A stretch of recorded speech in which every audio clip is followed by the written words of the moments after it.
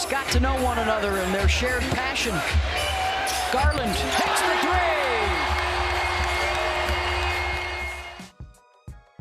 The Cleveland Cavaliers took a 1-0 series lead over the Orlando Magic behind a grit and grind defensive effort that was capped off by electrifying plays from Donovan Mitchell all game long. Mitchell energized the Cavs from the jump, burying a pull-up three-pointer after this stop, and then a few plays later, taking the pick six all the way for a slam that makes it look like Mitchell's knee is feeling alright. And it's a live ball for Mitchell. The Cavaliers wound up winning this game in a 97-83 rock fight, but it was Mitchell, along with some other timely performances, that showed Cleveland may have learned their lesson from last season. The tone was set early with a handful of scrappy plays leading to technical fouls on both Okoro and Niang, but the Cavs did more than just jaw at their opponent. This was a physical game, and the Cavs were making sure to punch first at each opportunity. They won in the categories that beat them last year, pounding the Magic 54-40 on the glass and winning most of the 50-50 balls. Jarrett Allen looked straight into the light and hauled in 18 massive rebounds and dominated the paint on both ends. Allen again, strong to the bucket.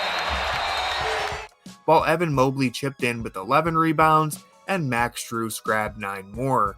This team effort on the glass helped Cleveland fend off the Magic at various moments of the game, securing defensive possessions by corralling the missed shot and limiting Orlando to just one attempt. Watch how Strus gets in the mix on this play just to disrupt the Magic from getting a second possession. And when the Cavs play 24 seconds of scrappy defense late in the game, it's Max who sprints in from the perimeter to complete the stop. This is a subtle difference maker that shows how valuable Strus has been to this team even when he isn't having a great game offensively. The toughness on display from Cleveland was a night and day difference from a year ago against the Knicks. The Cavs looked much more prepared for the physicality of the playoffs this time around. And JB Bickerstaff deserves some credit as the team implemented a strong game plan with a free-flowing offense that managed to avoid being bogged down for long stretches. We'll get to the pivotal moment of the game in a second, but JB's rotations and play design were everything you want to see in Game 1. The Cavs showed a layered offense and didn't get stuck playing the same fiddle every other possession. They attacked the appropriate mismatches and finished with 21 assists on 36 field goals, the second highest assist percentage of the 8 teams to play on Saturday. Evan Mobley found himself rolling early with 16 points in the first half as the Cavs reacted to what the defense was showing them. But as the game slowed down and the Magic began to impose their will, I started to get flashbacks to the 2021 play-in tournament, when the Cavaliers bombarded Atlanta from downtown before running out of steam and succumbing in the second half. Orlando's defense was finally causing Cleveland to stagnate, and these turnovers opened the door for the Magic to pull within 4 points. How to facilitate. Suggs with the jam and the emotion. And then Mitchell hit them with another jolt of offense. These drives to the hoop are as reassuring as it gets, with Mitchell tanking his way to the rim and using his athleticism in a way we haven't seen since the All-Star break.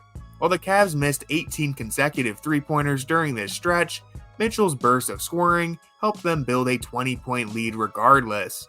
This wasn't the most explosive game we have seen from Mitchell, but he just might be the only player on either team who is capable of settling into this rhythm offensively. I was genuinely surprised by how willingly Orlando switched slower defenders onto Mitchell. Here we see Jonathan Isaac concede a switch on a key possession in the fourth quarter, and Mitchell made the Magic pay for this all day long. I'd expect an adjustment in Game 2, as Jalen Suggs hardly spent any time defending Mitchell in the opening game, and we didn't see a focused effort to trap Mitchell at the top of the floor and turn him into a passer. But it wasn't just the Donovan Mitchell show in Game 1. The Cavaliers starters finished with a plus 15 net rating, and Darius Garland converted on some timely shots to respond to Orlando's runs. Cleveland had a counterpunch for everything the Magic threw at them, and most of this came down to their incredible defense from top to bottom. It was a full team effort, with everyone chipping in to get some stops. But Evan Mobley strung together one of his finest games yet. This is just superb individual defense, and on this play we see Mobley contain the screen, then recover to wall off his man and force a miss. Anyone who says Mobley hasn't been in the weight room is lying to you, and Mobley was a game breaker on this side of the ball as Orlando had a difficult time avoiding him, especially when Jarrett Allen is on the other block ready to have his back.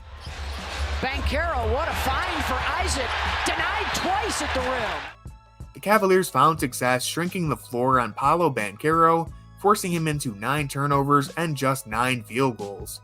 But even in isolation, Mobley was able to fend off Banchero one-on-one and stopped him from finding a groove. Looking ahead to Game 2, there are a few things to keep an eye on, such as how will the Magic adjust to Mitchell's scoring. I'd be surprised if they continue to concede switches, and I can't imagine Jalen Suggs spends too much time away from Mitchell moving forward. This means the rest of the Cavs will have to do their job and find a way to generate offense all over again. The question is whether or not the Magic have enough firepower to match the Cavaliers, and if the Cleveland defense is too good for it to even matter. If the Cavs continue to rebound the ball and keep everyone involved offensively, this series could be shorter than anyone expected. But the Magic still aren't to be overlooked, and while Game 1 didn't fall their way, Cleveland will have to show up again on Monday to stay in the driver's seat. Garland, Levert, breaking away, Banchero with